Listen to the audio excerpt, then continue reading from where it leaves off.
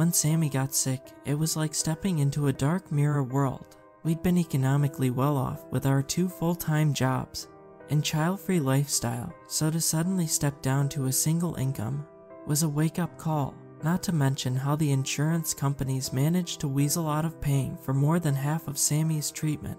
Disgusting. Sammy swung for the fences. She took it all in stride. We had our ups and downs with every doctor's visit, but we always ended up taking steps back rather than forward. There was always next time, they said, but we figured we were quickly running out of next times. 1 year down the line, Sammy was on a downward spiral.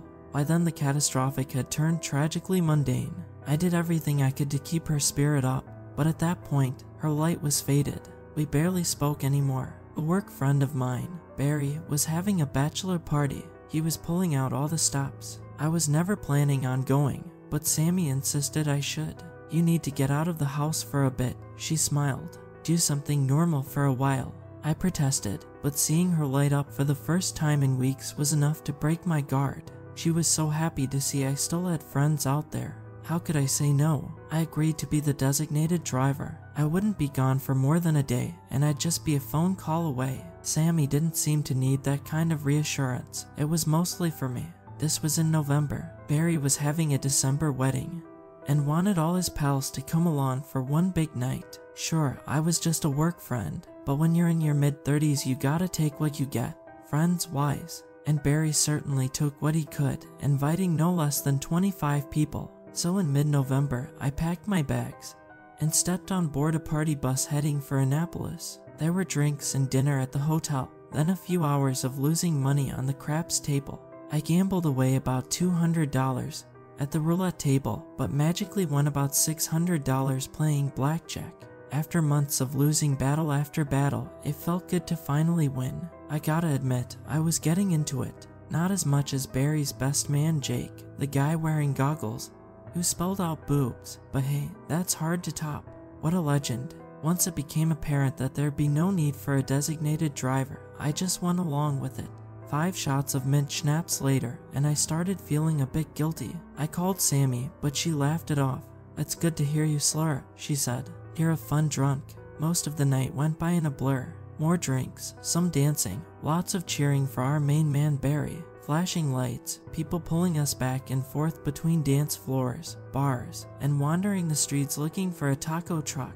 I clearly remember sitting on a park bench at one point, listening to one of Barry's friends lecture me about roasted seed snacks, something about antioxidants and digestion. I only remember the noise of it. I ended up back at the hotel. Jake had rented Barry this huge room, and 12 of us had made it all the way there. The after party and the night was far from over, because of course there had to be exotic dancers. I crossed a line by getting completely ass backwards drunk, but that's about as far as I was willing to go. I gently but firmly declined to partake in any dancing. Instead, I retreated to the back of the room and enjoyed a cigar. Not a habit I'm very proud of, but it's one of those things my old man taught me to appreciate. A good cigar, a whiskey on the rocks. Hell, a man might forget his troubles for a while. Sometime after them replaying Pour Some Sugar on Me for the 6th time, the party was dying down. Some people were heading back to their rooms. Some did so with the company of a dancer. It was a wild night, but like most parties, the music dies, and at 3 in the morning, I was ready to let it. There were only 4 of us left by then. Barry, Jake, some guy named Ramsey, and I. We'd all crashed on a couch, telling stories about our wives, or in Barry's case, his wife-to-be. It was a wild party, but it was clear the guy was in love. Thought to respect that. Then a stranger walked in, at least 6'7", body like a scarecrow, wore all black, except for a white shirt, white hair slicked back and combed. He had the most intense blue eyes I'd ever seen, like he could look straight through me if he wanted. I see you gentlemen are enjoying yourselves, he smiled. I'm guessing the girls didn't disappoint. They most assuredly did not, hiccuped Jake.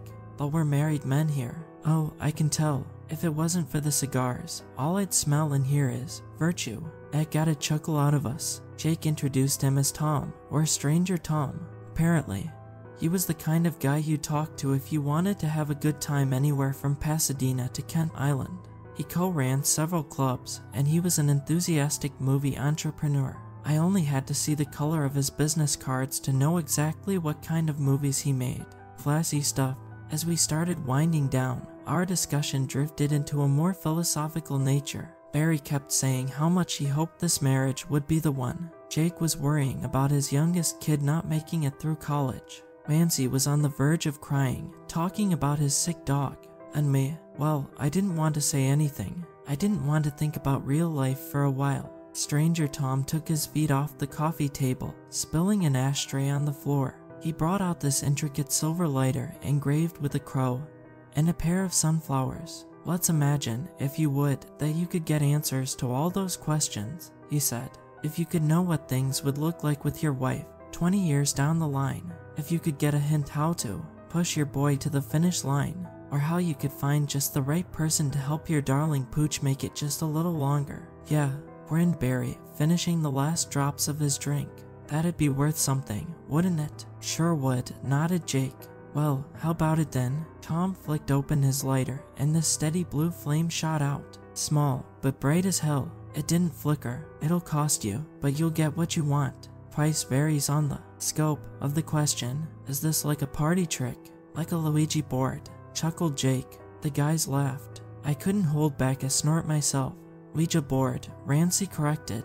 Luigi is the Mario guy. Whatever. Tom, is it like that? Nah, Stranger Tom smiled. I assure you, it ain't nothing like that. He turned his attention to me, eyeing me up and down.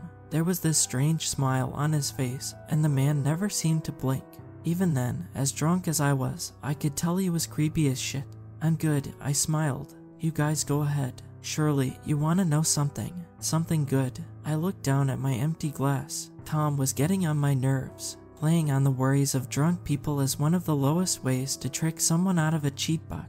Reminded me of a televangelist, but without the promise of paradise. Sure, I nodded. I'm calling you out, Tom. I want you to tell me the color of my lucky boxers. The ones I wore at my wedding. That's it. Fair enough, said Tom. Now take a good hard look, and just tell me one thing. We all focused on the silver lighter, with the little blue flame, unflickering, steady like an oil picture. Do you submit? He asked. We did. It all happened in an instant. This one loud snap, like a choir of carrots breaking in unison. Jake's right arm fragmented in 3 places. I could see bone poking out in different directions, breaking through the skin. Rancy's jaw snapped, and 3 teeth rolled out of his mouth, tapping against the side of the table.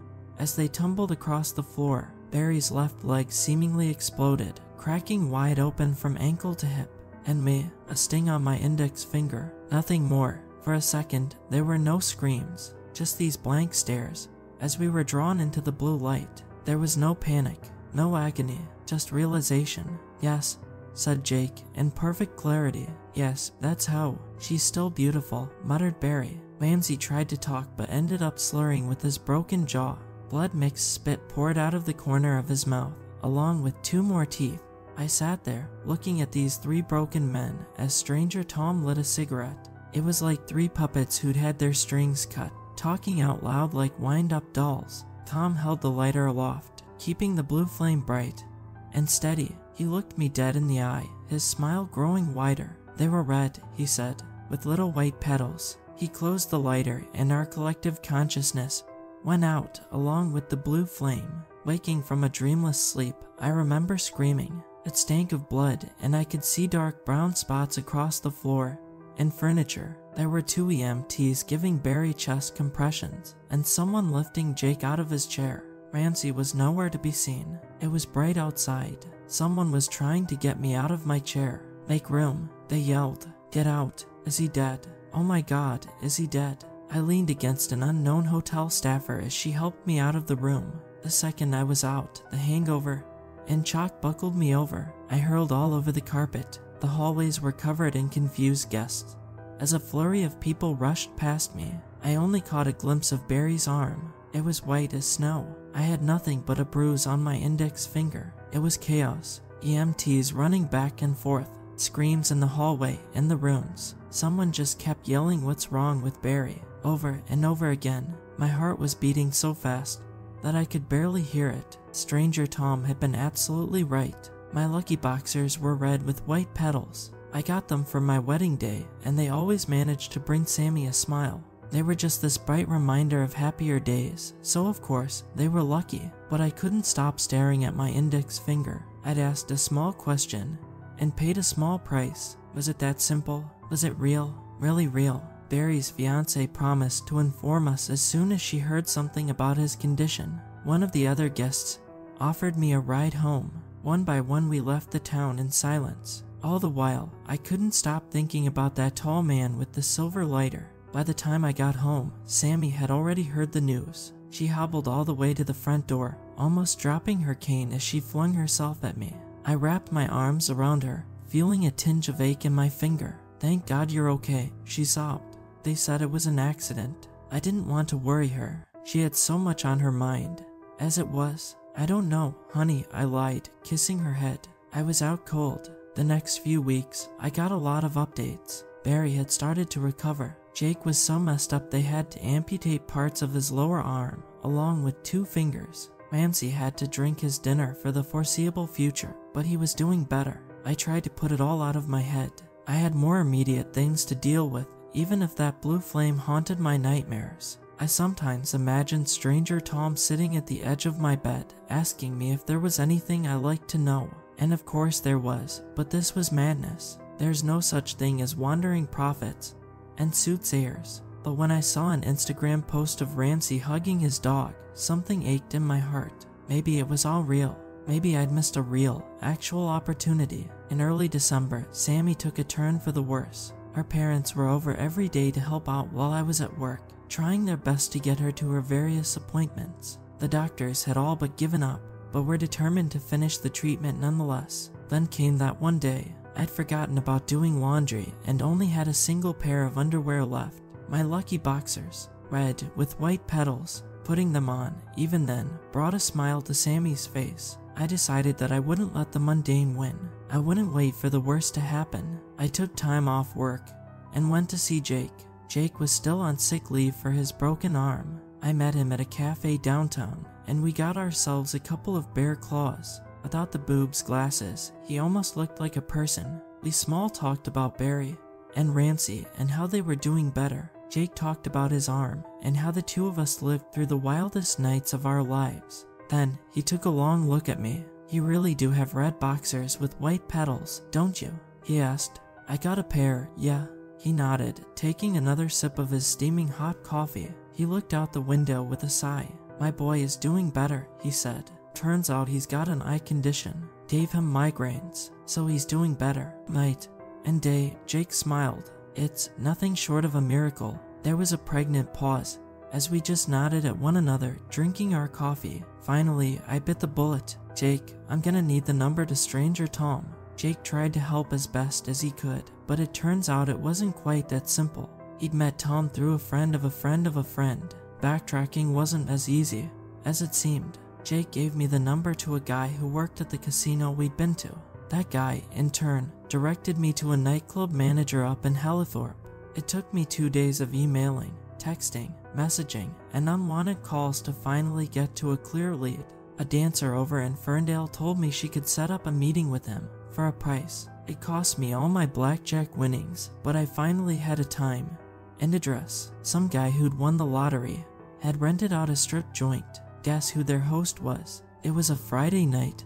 When I drove out there, the place was rented out and closed to the public. I slipped the bouncer a $100 bill, name-dropped the dancer I'd talked to, and promised I wouldn't cause any trouble. That did the trick. The party was going strong. Explosive music, dim red lights, smoke, champagne, and sweat. Clinking bottles accompanied by cheers and groans. Not too different from a certain bachelor party. I could almost feel the champagne bubbles tickle my nose. And there, at the bar, sat none other than Stranger Tom. Walking up to him, I felt my heart sink into my stomach.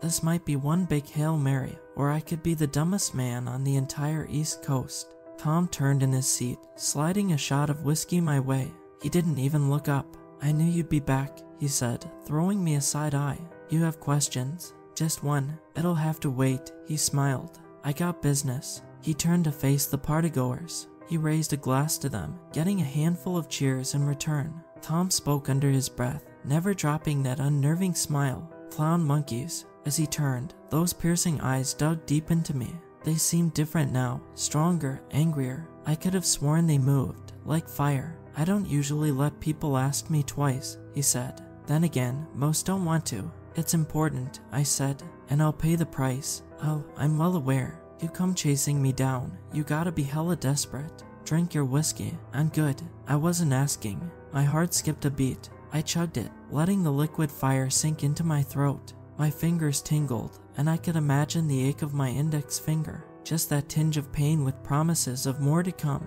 Stranger Tom turned to face the bartender, ordering himself another shot of whiskey. Who are you?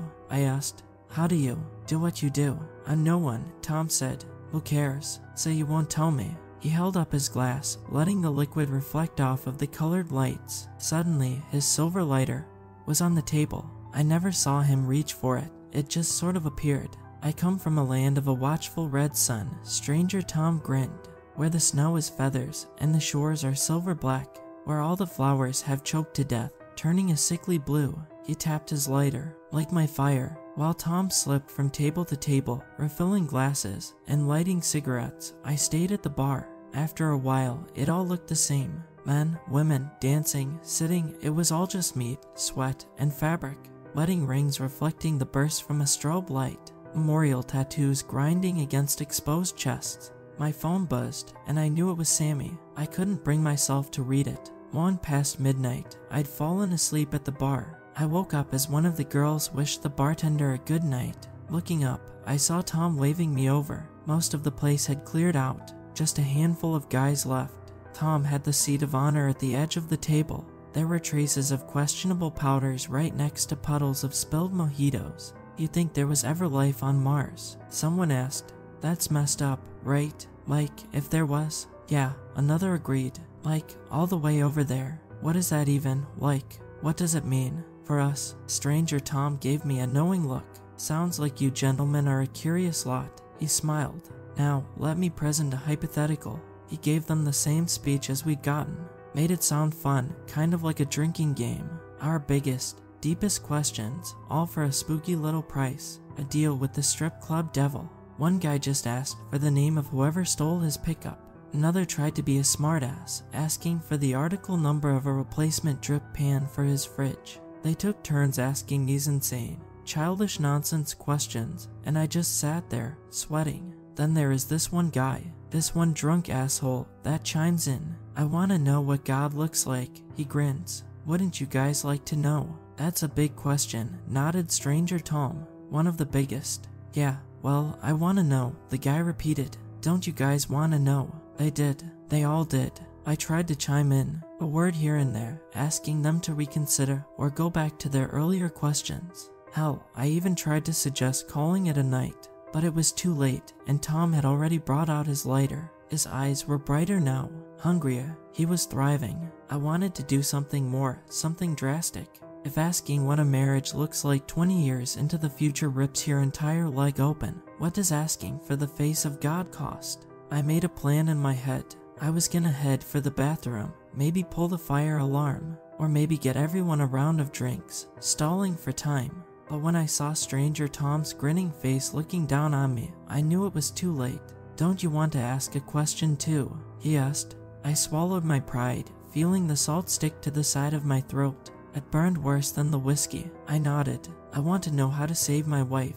I got a few strange looks from around the table, but Tom just smiled. That's a big ask. He grinned. A real big ask. Can you say help? Oh, I can.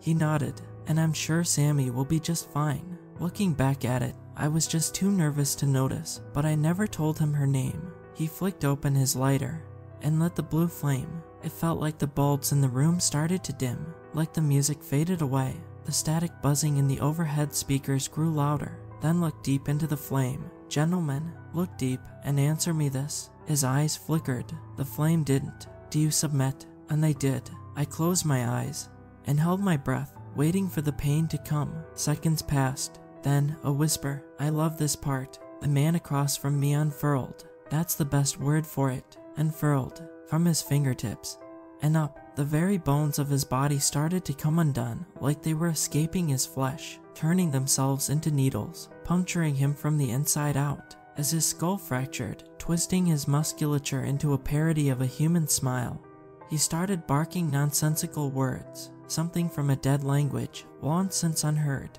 all with perfect clarity and pronunciation. As his bones broke apart, smattering like a box of firecrackers, whatever he saw was enough to drive him to an eldritch madness in that last moment, to view the face of a god. He smiled. Blood and tears streamed down his face. His neck broke in a snap, along with his spine and hip, twisting his body into an impossible shape. The others panicked. One guy fell backwards, out of his chair, as his body split open on the floor. Another headed for the emergency exit, but didn't even get halfway before his legs burst like popcorn. They screamed with the last of their wit. One of them crinkled in on himself, like crushing a sheet of paper. One had his ribcage split open, folding him inside out like an empty pocket. It wasn't a yelp of pain, it was ecstasy. Stranger Tom stood up, soaking it all in. Without turning his eyes from the chanting mounds of broken men, he spoke out loud. "Yours will be worse," he said. "They wanted to see something. Phew, you want to save a human life.